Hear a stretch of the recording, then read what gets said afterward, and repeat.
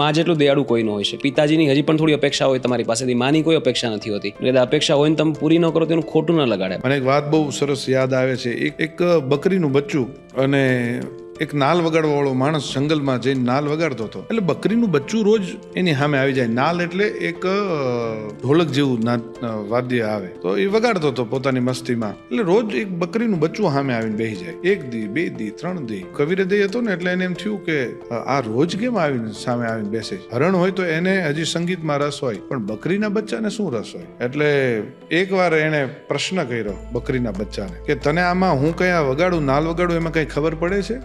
એટલે બકરીને બચ્ચાએ ના પાડી, ના નથી ખબર પડતી. તો કે રોજ તું કેમ સામે આવીને બેસી જાસ? હું 3 દિવસથી વગાડું છું, તું 3 દિવસથી રોજ સામે આવીને બેસી જાસ. એટલે બકરીના બચ્ચાએ કીધું કે સંગીતકાર, તમે જે વગાડો છો ને એમાં મને કઈ ખબર નથી પડતી, પણ તમારી નાલના 2 પડ છે ને એ મારી માના ચામડામાંથી બન્યા છે. ઓહો, તમે એની ઉપર થપાટ મારો ને તો મને મારી માં બોલાવતી એવું લાગે છે, કે એટલે હું સામે આવીને બેસી જાઉં છું. ઈ માં છે. મરી ગયેલું માનું ચામડું સાહેબ સંતાનને આકર્ષે, ઈ માં છે.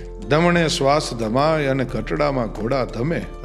દુહો છે કાગબાપુનો લખેલો. ગયા માસ ગળે હાડે હેવાયા કરે, પણ જેની માતા જાય મરે એને કેમ વિહરીએ કાગડા. મોઢે બોલું માં ત્યાં મને સાચે જ નાનપણ સાંભરે, પછી મોટપની મજા મને બધી કડવી લાગે કાગડા. ભગવત તો ભજતા માહેશ્વર આવી મળે. આપ રામ નામનો જાપ કરો, કૃષ્ણના નામનો જાપ કરો, શિવના નામનો જાપ કરો, એટલે પરમાત્મા એક સમય એવો આવે કે આપની સમક્ષ હાજર થવું પડે. ભગવત તો ભજતા માહેશ્વર આવી મળે, પણ મળે નહીં એક જ માં કરોડો ઉપાય કાગડા.